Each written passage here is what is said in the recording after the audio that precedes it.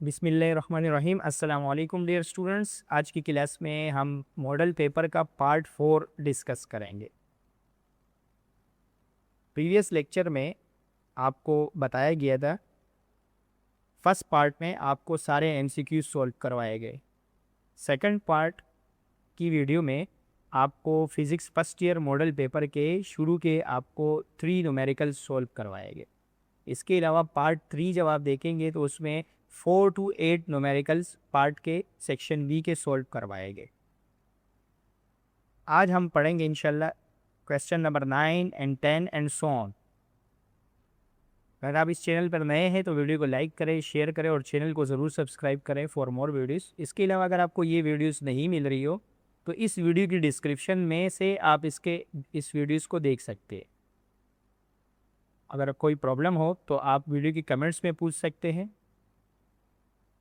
इसके अलावा अगर आप चाहते हैं किसी टॉपिक में आपको कोई प्रॉब्लम हो तो आप वीडियो के कमेंट में वो टॉपिक लिख ले तो उस पर वीडियोस आपको मिल जाएगी, अपलोड कर दी है।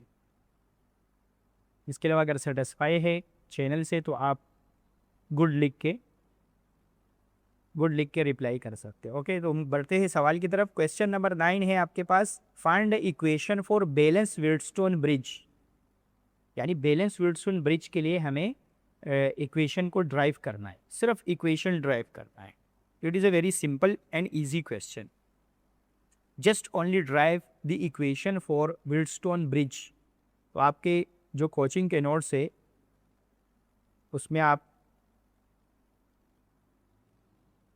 देखेंगे तो आपको इसका आंसर मिल जाएगा। ओके, तो आपको इस क्वेश्चन का आंसर जो है वो चैप्टर नंबर 10 में मिलेगा। ओके, तो move toward the chapter number 10। आपको चैप्टर नंबर 10 के शॉर्ट में आपको दिखाते हैं। ये आपके पास चैप्टर नंबर 10 के नोट्स आ गए हैं। इसमें आपके पास पेज नंबर है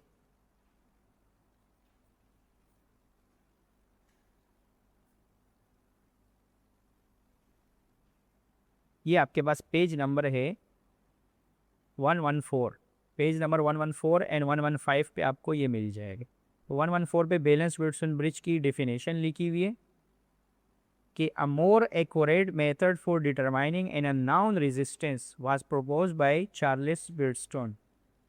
यानी एक ऐसा डिवाइस है जिसको हम यूज़ करते हैं to find an unknown resistance. हमें क्या फाइंड करना है? Determine unknown resistance. सिर्फ इतनी बात आपको पता, सही है। यानी ये सबसे एक्यूरेट मेथड है जिससे हम क्या करते हैं, अननोन रेजिस्टेंस को फाइंड करते हैं। और ये हमें दिए बताया किसने? चार्ल्स व्हीटस्टोन ने 1843 में। कितना आपको बताना है। और वो जो सर्किट बनाता है उसका नाम है व्हीटस्टोन ब्रिज। अब आपको इसकी डेरिवेशन करनी है। तो जो इसकी डेरिवेशन है, देखिए it is a very simple question. मैं आपको पूरा समझा देता हूँ। वैसे आप जो है सिर्फ डेरिवेशन करनी है आपको सिर्फ इसकी ये डेरिवेशन करनी है, only from this to this. Okay, सिर्फ यहाँ से यहाँ तक आपको डेरिवेशन करनी है क्योंकि शॉर्ट क्वेश्चन है तो सिर्फ डेरिवेशन करनी है। वैसे डायग्राम की ज़रूरी नहीं, लेकिन डेरिवेशन के लिए हमें डायग्राम बनानी होगी। तो आप देखिए इसमें आपने क्या करना होगा। आपने the Wheatstone bridge consist of 4 wires. 4 wires पे मुश्तमिल होता है। एक R1, R2, R3, R4, ABCDA। यानी ये क्लोज लूप बनाता है, ABCD और उसके बाद दोबारा A। In this close loop the terminal A and terminal C are connected with K की 1। K1 की से हमने कनेक्ट किया होता है टर्मिनल A और C को।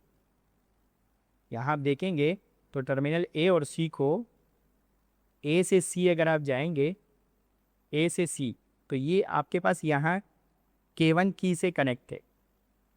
A से C जो आपके पास टर्मिनल है ये कनेक्ट है किसके साथ?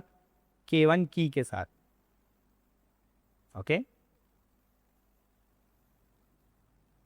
ये आपके पास A से C टर्मिनल है और ये कनेक्ट है K1 की के साथ, और ये साथ में बैटरी लगी हुई। जबकि आपके पास B से D जो है ये K2 की के साथ कनेक्ट है और थ्रू गेल्वानोमीटर से भी पास हो रहा है। And potential divide terminal B and D, B और D जो है ये कहाँ से कनेक्ट है? K2 के साथ थ्रू गेल्वानोमीटर। ओके, अब बैलेंस व्हीटस्टोन ब्रिज क्या होता है? तो balance Wheatstone bridge if electric potential at terminal B and D is set as VB is equal to VD, यानी यहाँ जो वोल्टेज है और यहाँ जो वोल्टेज है अगर वो सेम हो जाए, VB इक्वल टू हो जाए VD, यानी पोटेंशियल B पॉइंट का और पोटेंशियल D पॉइंट का अगर सेम हो जाए तो उसको हम कहते हैं, इस केस में कोई करंट पास नहीं होगा, no current pass through the galvanometer, then the coil the Watson bridge is said to be balance. इस वॉटसन ब्रिज को हम बैलेंस बोलेंगे। बस हमें एक स्टेप करना है, ए से बी वोल्टेज को ए से डी वोल्टेज के बराबर ले रहे हैं। देखिए ए से बी जो वोल्टेज है वो हमें बराबर लेना है ए से डी वोल्टेज की। आपको यहाँ आप देखिए यहाँ से यहाँ तक का जो वोल्टेज है वो बराबर होगा यहाँ से यहाँ तक के वोल्टेज की, यानी वी ए बी बराबर होगा V A D, voltage A B बराबर होगा वोल्टेज वी ए डी। और according to Ohm's law V is equal to I R O. अब यहाँ देखिए करंट रेजिस्टेंस R1 है और करंट I1 है, तो ये I1 R1 हो जाएगा। और ए से डी अगर आप देखेंगे तो करंट पास हो रहा है I2 और रेजिस्टेंस है R3, ओके, तो I2 R3 हो जाएगा, इक्वेशन नंबर 1। अच्छा, आपने ये सर्किट कैसे बनाना है, यहाँ R1 है, यहाँ R2, R3 एंड R4। आप यहाँ भी R3 दे सकते हैं, वैसे R3 एंड R4। I1 जो करंट है वो इस पूरे रो से पास हो और इस नीचे वाले से आपके पास I2 पास हो रहा है। क्यों? क्योंकि पाथ अलग है, रास्ता अलग है। देखिए यहाँ जो करंट पास होगा वो I1 होगा, तो इस पूरे वाले पाथ से I1 करंट पास होगा। सिमिलरली इस वाले पाथ से I2 करंट पास होगा, ओके। तो एक इक्वेशन आपके पास ये बन गई। सेकंड इक्वेशन आपने बनानी है, सेकंड इक्वेशन आपने ये बनानी कि वोल्टेज बी सी और वोल्टेज सी डी बराबर होंगे, वोल्टेज बी सी और वोल्टेज सी डी बराबर होंगे, यानी यहाँ से यहाँ तक का वोल्टेज बराबर होगा यहाँ से यहाँ तक के वोल्टेज का। अब फिर ओम्स लॉ लगाएंगे, तो V2 इज इक्वल टू क्या, V is equal to I1 R2 and the next is I2 R4। ये दो इक्वेशन बन जाएगी। इन दोनों इक्वेशन को डिवाइड करना है, ओके।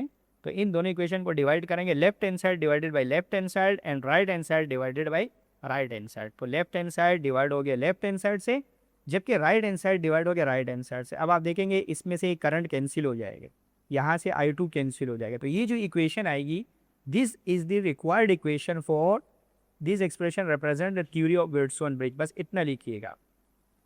तो आपके पास जब शॉर्ट में आ जाए तो इतना आपके पास, अभी सिर्फ आपसे डेरिवेशन पूछी गई है तो आप सिर्फ डेफिनेशन लिख के ये डेरिवेशन कीजिएगा, और अगर डायग्राम भी बना दे तो ये बहुत ज़्यादा बेहतर हो जाएगा और आपको समझ में भी आ जाएगा, ओके। तो अब हम बढ़ते हैं अगले एक क्वेश्चन की तरफ। तो अगला जो क्वेश्चन है ये आपके पास पूछा गया है, डिफाइन इलेक्ट्रिक फ्लक्स, उसकी ऐसा यूनिट बताइए। Under what condition the electric flux through the surface will be maximum और मिनिमम। बस आपको ये बहुत सिंपल सा क्वेश्चन है और ये आपको लेक्चर कॉपी में भी करवाया गया और इसके अलावा आपके पास ये आपके पास नोट्स में भी मौजूद है। अगर आप नोट्स से करना चाहें तो ये आपके पास नोट्स में भी मौजूद है। देखिए आप, ये आपके चैप्टर नंबर 9 से आया, तो आप चैप्टर नंबर 9 में इलेक्ट्रिक फ्लक्स का टॉपिक है, सॉरी चैप्टर नंबर 8 में इलेक्ट्रिक फ्लक्स का टॉपिक है, चैप्टर नंबर 9 में कैपेसिटर है, चैप्टर नंबर 8 में आपके पास इलेक्ट्रिक फ्लक्स का टॉपिक है। तो उसमें आप देखेंगे तो आपके पास इलेक्ट्रिक फ्लक्स का कॉपी में, लेक्चर कॉपी में भी करवाया गया आपको। अभी आपको दोबारा मैं समझा रहा हूँ। ये देखिए ये क्वेश्चन है आपके पास, आप अपने नोट्स में पेज नंबर 93 पे देख सकते हैं, ओके। तो सबसे पहले आपको इलेक्ट्रिक फ्लक्स डिफाइन करना है और सिर्फ बताना है कि मैक्सिमम कब है और मिनिमम कब है, तो ये दोनों आप बता रहे हैं, सिर्फ इतना बताना। मैं यहाँ आपको एक्सप्लेन कर देता हूँ। ये क्वेश्चन नंबर 9 का सेकंड पार्ट, यहाँ मैं आपको एक्सप्लेन, इस जगह में मैं आपको एक्सप्लेन कर, मैं इस क्वेश्चन को यहाँ एक्सप्लेन कर। देखिए इलेक्ट्रिक फ्लक्स क्या है, हमें ऐसा यूनिट बतानी है और बताना है कि कब ये मैक्सिमम होगा, कब ये मिनिमम होगा। तो सबसे पहले आप इलेक्ट्रिक फ्लक्स को डिफाइन करें। What is means by electric flux?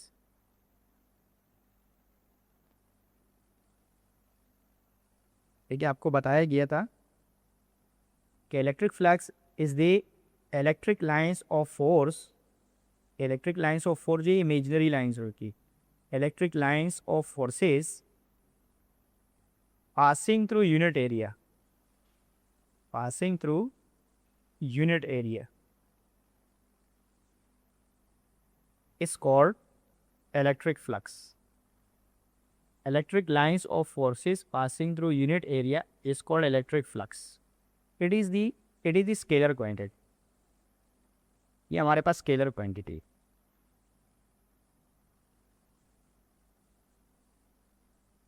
Okay, और मैथमेटिकली हम इस तरह डिफाइन करते हैं कि द डॉट प्रोडक्ट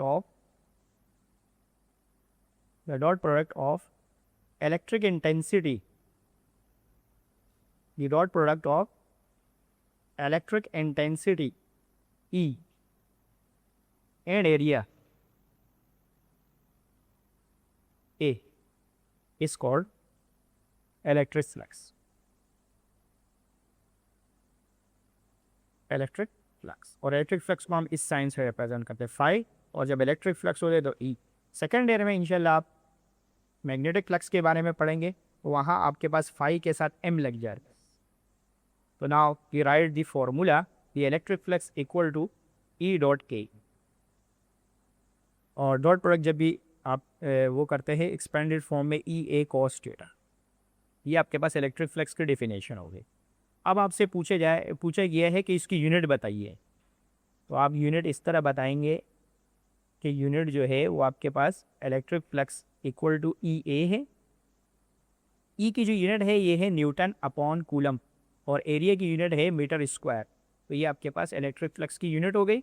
अब आपको बताना है कि under what situation it is a maximum and under what situation it is minimum. तो अब आप बता रहे हैं मैक्सिमम के बाद. मैक्सिमम कब होगा? Maximum electric flux, maximum electric flux, और फिर आप बताएंगे मिनिमम इलेक्ट्रिक फ्लक्स. ओके, फिर उसी के साथ ये सवाल इख्तिताम को पहुंच जाएगा. मिनिमम इलेक्ट्रिक फ्लक्स,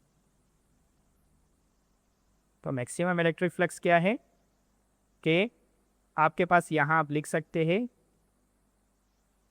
कि आपके पास जब एंगल ज़ीरो हो जाए, एंगल 0 डिग्री हो जाए, तो इसको मैक्सिमम इलेक्ट्रिक फ्लक्स बोलते हैं. मिनिमम 0 हो जाएगा यानी 90 डिग्री पे आपके पास मिनिमम इलेक्ट्रिक फ्लक्स है. मिनिमम इलेक्ट्रिक फ्लक्स का दूसरा मतलब है zero electric flux.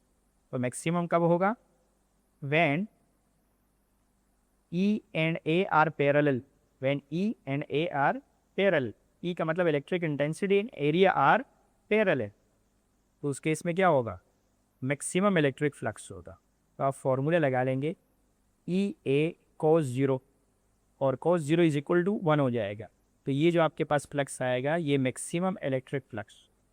Similarly zero electric flux क्या होगा, कब होगा? जब आपके पास ई ए कॉस 90 आ जाएगा, और कॉस 90 होते हैं 0 के बराबर, और 0 से मल्टीप्लाई होकर आपका आंसर आएगा 0. तो आप सिर्फ यहाँ लिख लीजिएगा कि when E and A are perpendicular, when E and A are perpendicular, then electric flux is 0. Okay, सिर्फ इतनी सी बात आपको आपको 4 आउट ऑफ 4 मार्क्स मिलेंगे. ओके, इसी के साथ इस क्वेश्चन का इख्तिताम हो गया. अब हम बढ़ते हैं क्वेश्चन नंबर 9 की तरफ. मॉडल पेपर में आपके पास है क्वेश्चन नंबर 10, लास्ट क्वेश्चन. तो आपको सबसे पहले बताना है कि prove that the gravitational field of earth is conservative. Okay, ये आपको मिलेगा चैप्टर नंबर 5 में. ये आपको थ्योरी की क्लास में भी आपको एक्सप्लेन कर दिया गया था, लेकिन आपको अगेन रिकॉल किया जा रहा है. तो इसलिए आप यहाँ चैप्टर नंबर 5 में आपने नोट्स में इसको देखना है. देखिए chapter number 5, chapter number 5, work, energy and power. उसमें आपको ये क्वेश्चन मिलेगा. देखिए ये आपके पास है. सबसे पहले आपको कंजर्वेटिव फील्ड डिफाइन करना है. ये कंजर्वेटिव फील्ड क्या है? जिसमें टोटल वर्क आपके पास क्लोज लूप में 0 हो जाए, या अगर work is not depend on path, यानी यहाँ से यहाँ जब आप जा रहे हैं तो आप स्ट्रेट जाए या किसी भी रास्ते पे जाए, इस पर डिपेंड नहीं करेगा. यानी वर्क डन पाथ के ऊपर डिपेंड नहीं करेगा. It is only depend on initial and final position. It is only depends on initial and final position. Such type of a field is known as conservative field. उस तरह के field को हम क्या कहते हैं? Conservative field. ओके, तो अब आपको इसको प्रूफ करके बताना है, तो प्रूफ इसका यहाँ से स्टार्ट हो रहा है। सबसे पहले हमें एक शेप लेना है, ट्राइंगुलर शेप ले रहे हैं हम, और वो स्टार्ट हो रहा है from A to B, then A B to C, then C to A. ये डायग्राम आपको बनाना है, ए से बी से सी एंड सी से डी, सी से ए। तो ये क्लोज लूप में हम जा रहे हैं। यहाँ हमने एक परपेंडिकुलर ड्रॉप किया जिसका नाम है D, A point, B point, C point and perpendicular drop किया उसका नाम डी, और इस एंगल का नाम अल्फा, और इस साइड के ट्राइंगल का एंगल का ए बीटा। और अब जो हमारे पास फोर्स लगा रही है वो हमारा वेट है, यानी W is equal to mg। A से बी जो डिस्टेंस है उसका नाम S1, बी से सी जो डिस्टेंस है उसका नाम S2, सिमिलरली सी से ए जो डिस्टेंस है वो हमारे पास है S3। सबसे पहले हम निकालेंगे ए से बी वर्क, देन बी से सी वर्क, देन सी से ए वर्क, और जब हम टोटल वर्क निकालेंगे तो वो 0 आएगा। उससे ये बात प्रूव हो जाएगी कि ग्रेविटेशनल फील्ड इज कंजर्वेटिव। आपको सिर्फ यहाँ तक प्रूफ करना है। तो सबसे पहले आपको ए से बी निकालना है। अब देखिए ए से बी वर्क में जो फासला है वो F.S1 है, डॉट आपने रिमूव करके एंगल आपके पास फर्स्ट ट्राइंगल का ए से बी जो एंगल बन रहा है वो अल्फा है। अब आप देखिए यहाँ पे ये जो S1 कोज अल्फा है ये पूरा H के बराबर है। ये मैंने आया, ये कैसे आया हम यहाँ से देख रहे हैं, कोज अल्फा बराबर है बेस अपॉन हाइपोटेन्यूस। अब इस ट्राइंगल में देखिए ये आपके पास बेस है जो H के बराबर है, और हाइपोटेन्यूस आपके पास S1 के बराबर है। तो base divided by hypotenuse, base की वैल्यू आप देखें तो कितनी है A से D, और हाइपोटेन्यूस की वैल्यू है A से B। तो आप इसको डिवाइड करेंगे और इसकी वैल्यू सब्स्टिट्यूट करेंगे। अब आप देखें ये आपके पास आया cause alpha equal to H divided by S1। ये डिवाइड से मल्टीप्लाई गया है, यानी S1 कोज अल्फा बराबर है H के। तो S1 कोज अल्फा H के बराबर है, okay. And F is equal to W and W is equal to mg। तो ये आपके पास mgh आ गया, यानी A से B जो वर्क है वो आपके पास आ गया mgh के बराबर, okay. Similarly we find the work from B to C which is equal to F.S2 dot remove करके कोज 90, क्योंकि यहाँ जो फोर्स है वो डाउनवर्ड लग रही है और डिस्टेंस आपके पास इस जानिब है, तो इनके दरमियान जो एंगल बनेगा वो 90 डिग्री बनेगा। तो cos 90 is equal to 0, then B से C वर्क जो आपके पास 0 है। Now we find the distance from the work done from C to A। The work done from C to A is F.S3 dot remove करके आपने cos theta लगाया, and इस case में क्योंकि आप 180 से डाउनवर्ड में जा रहे हैं तो इसलिए आप ये बीटा एंगल को माइनस करेंगे। यहाँ हम ट्रिग्नोमेट्री का एक प्रॉपर्टी यूज़ कर रहे हैं 180 माइनस बीटा, और ये जो कोस 180 माइनस बीटा है ये माइनस कोस बीटा के बराबर है। ये मैथमेटिक्स के स्टूडेंट ने ट्रिग्नोमेट्री में प्रूफ की होगी, और मेडिकल के स्टूडेंट इस आइडेंटिटी को याद रखें कि कोस 180 माइनस बीटा बराबर है माइनस कोस बीटा के, ओके। तो इससे मल्टीप्लाई करेंगे ये आ जाएगा। अगेन ये जो पूरा है ये H के बराबर है और F is equal to mg है, तो ये आपके पास आंसर आ जाएगा। अब आपने एक काम करना है, तीनों वर्क को प्लस कर देना है तो आंसर 0 आ जाएगा। इससे ये बात प्रूव हो जाएगी कि जो work done by gravitational field is conservative because the total work along a close path is 0। Total work 0 हो गया है। A से B वर्क mgh आया, B से C वर्क 0 आया, और C से A वर्क जो है वो माइनस mgh आया, तो टोटल वर्क जो है वो आपके पास 0 आ गया। इस बात से ये बात प्रूव हो गई कि the gravitational field is conservative. Now we will move toward the second part of the same question, यानी इसी क्वेश्चन के आप दूसरे पार्ट में देखेंगे तो आपसे पूछा गया what is means by interference of light under these 3 condition for interference of light. 3 condition बताइए इंटरफेरेंस ऑफ लाइट की। देखिए it is a very simple question. आपको चैप्टर नंबर 13 में आपको बताया गया कि कब ये कंस्ट्रक्टिव होता है, कब ये डिस्ट्रक्टिव होता है, और कंस्ट्रक्टिव होता है तो पार्ट डिफरेंस किसके बराबर होता है, और जब डिस्ट्रक्टिव होता है तो पार्ट डिफरेंस किसके बराबर है। बस आपको ये 2-3 प्रॉपर्टीज आपको एक्सप्लेन करनी है। देखिए नोट्स में से आपको मैं बता दे रहा हूँ, चैप्टर नंबर 13 में आप जाएंगे, ओके। ये कंजर्वेटिव फील्ड का जो सवाल है ये आप देख सकते हैं कौन से पेज पे, ये आपके पास चैप्टर नंबर 5 में पेज नंबर था, ये प्रीवियस क्वेश्चन था वो आपके पास ये रहा पेज नंबर, ये पेज नंबर आपको मिलेगा 64 एंड 65 पे। नोट्स में पेज नंबर 64 और 65 पे आपको कंजर्वेटिव फील्ड आपको मिल जाएगा। Now we will move toward the interference. Chapter number 13 में मिलेगा आपको ये शॉर्ट, और ये आप प्रूफ करेंगे कि इंटरफेरेंस ऑफ लाइट कब ये कंस्ट्रक्टिव होता है, कब ये सिर्फ आपको इंटरफेरेंस ऑफ लाइट की डिफिनेशन बतानी है और आपको ये बताना है कि कब ये कितनी 3 कंडीशंस बतानी है आपको। अब देखिए आप कैसे बताएंगे। चैप्टर नंबर 13 में जाएंगे आप और इसमें आपके पास now this is the chapter number 13। इसमें आपको इंटरफेरेंस ऑफ लाइट का जो क्वेश्चन है उसकी तरफ जाएंगे। ये आपके पास क्वेश्चन है इंटरफेरेंस ऑफ लाइट का, आपको पहले पेज पे भी मिल जाएगा नोट्स में इस क्वेश्चन का जवाब। और चैप्टर नंबर 13 के देखिए ये आपके पास चैप्टर नंबर 13 स्टार्ट हुआ। ये आपके पास इंटरफेरेंस की कंडीशन आएगी अभी।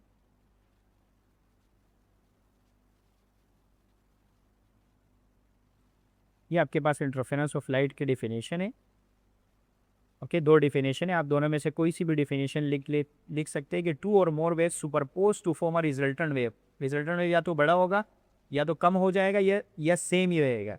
तो अगर बड़ा हो जाएगा तो इसको कहते हैं कंस्ट्रक्टिव इंटरफेरेंस, और अगर एम्पलीट्यूड डिक्रीज हो जाएगा तो इसे कहते हैं डिस्ट्रक्टिव इंटरफेरेंस। सिंपल डिफिनेशन यहाँ पे लिखी हुई है, ये वाली कंस्ट्रक्टिव कब होगा और डिस्ट्रक्टिव कब होगा। और आप ये प्रॉपर्टी बता सकते हैं कि पार्ट डिफरेंस जब n लैम्डा के बराबर होगा तो कंस्ट्रक्टिव इंटरफेरेंस होगा, 1 प्रॉपर्टी। सेकंड प्रॉपर्टी आप ये बता सकते हैं कि डिस्ट्रक्टिव इंटरफेरेंस तब होगा जब ये वाली कंडीशन होगी। थर्ड प्रॉपर्टी आप ये बता सकते हैं कि कंस्ट्रक्टिव इंटरफेरेंस में ब्राइट बैंड बनते हैं और डिस्ट्रक्टिव इंटरफेरेंस में डार्क बैंड बनते हैं। ओके, तो इसी के साथ आपका ये क्लियर, ये आंसर आपका हो जाएगा। ये आपके पास चैप्टर 13 के नोट्स है सारे चैप्टर्स के, और इसके अलावा यहाँ पे भी ये जवाब दिया हुआ है कंडीशन फॉर इंटरफेरेंस का, बिल्कुल क्लियर कट जवाब दिया है। और आपको 5 1 2 3 4 5 प्रॉपर्टीज़ बताई गई है। ये आपके पास नोट्स में पेज नंबर है 172 पेज नंबर पे ये आपको बताया गया है कि कब ये कंस्ट्रक्टिव है कब ये डिस्ट्रक्टिव है। ओके स्टूडेंट, तो इसी के साथ हमारा जो सेक्शन बी है उसका अख्तिताम हो गया। अब हम बढ़ते हैं सेक्शन सी की तरफ। आप सेक्शन सी का एक ही सवाल हम आज सॉल्व कर पाएंगे। तो सेक्शन सी का पहले ही सवाल है 2 वेक्टर a1 a2। ये आपको इसकी जो वीडियो है वो आपको इसी चैनल के इसी वीडियो के डिस्क्रिप्शन में आपको इसकी वीडियो मिल जाएगी, तो उसको देख लीजिएगा। From next part we will discuss from part number 4 onward. Okay, ये जो है ये आपको इसी वीडियो के डिस्क्रिप्शन में आपको ये वाला लॉन्ग आपको मिल जाएगा। ओके, ये आपको है एडिशन ऑफ वेक्टर के नाम से। ओके, इसी बिल्कुल सेम इसी तरीके से आपको प्रूफ करवाया गया है। और इसके अलावा आप इसको नोट्स में भी आपको देख सकते हैं, ये आपके पास नोट्स में भी अवेलेबल है। और चैप्टर नंबर 2 का लॉन्ग है और ये पूरी वीडियो आपको इस वीडियो के डिस्क्रिप्शन में आपको मिल जाएगी। फ्रॉम नेक्स्ट पार्ट नंबर 5 में हम इन सारे लॉन्ग्स को डिस्कस करेंगे कि how to attempt this long from 4 5 6 and 7। Okay student, तो नेक्स्ट वीडियो तक के लिए इजाज़त दीजिए और वीडियो को लाइक करें, शेयर करें और चैनल को ज़रूर सब्सक्राइब करें। और अगर आपके कोई क्वेश्चन है तो वीडियो के कमेंट्स में आप पूछ सकते हैं। ओके, और आपको क्लियर हो रहा है तो भी आप रिप्लाई कर सकते हैं। ओके, इजाज़त दीजिए नेक्स्ट वीडियो तक के लिए। अल्लाह हाफिज़।